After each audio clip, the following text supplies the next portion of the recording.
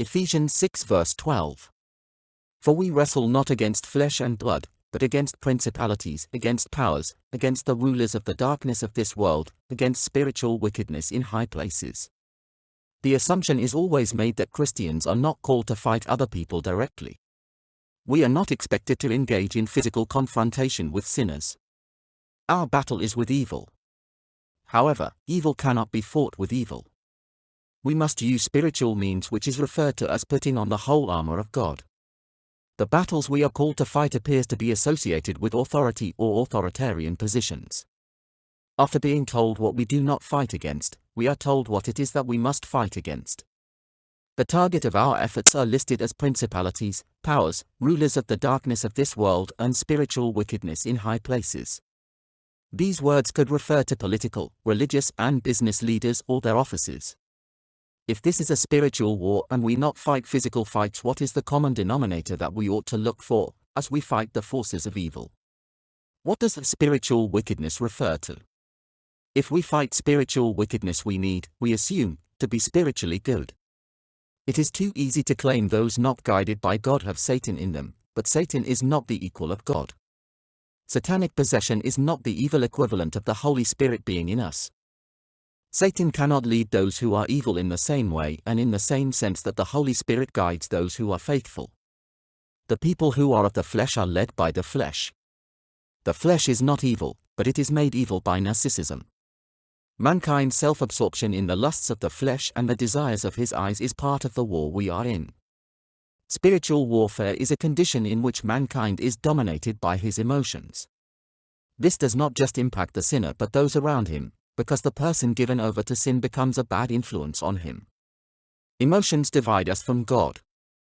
The love of God is not about emotions. The love of God is not the love we have for our fellow man. The love of God is about compliance to His will. This is the model males were to emulate. Getting right with God is not about killing emotion or becoming emotionless. We can have feelings, but we cannot permit feelings to determine our actions. We cannot justify actions with feelings.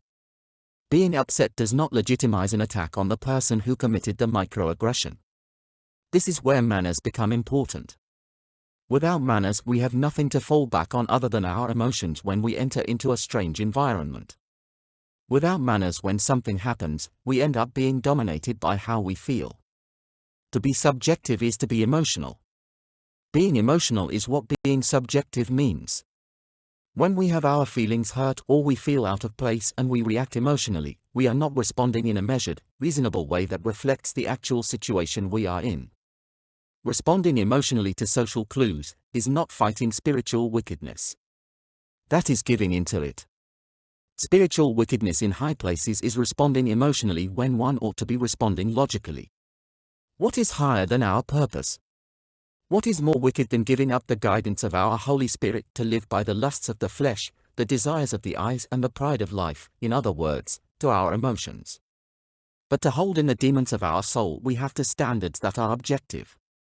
This is not just for our sake. If we are not held in check by our manners, we must have the authority of the state over us. If we are not held in check by manners and logic, we are dominated by our emotions. What is worse, if we are dominated by our emotions, we cannot fight those who are likewise controlled by their physical lusts. The war against spiritual wickedness in high places is a war fought largely against our own physical lusts and desires. It is only by being a light on the hill that we can truly fight the darkness around us.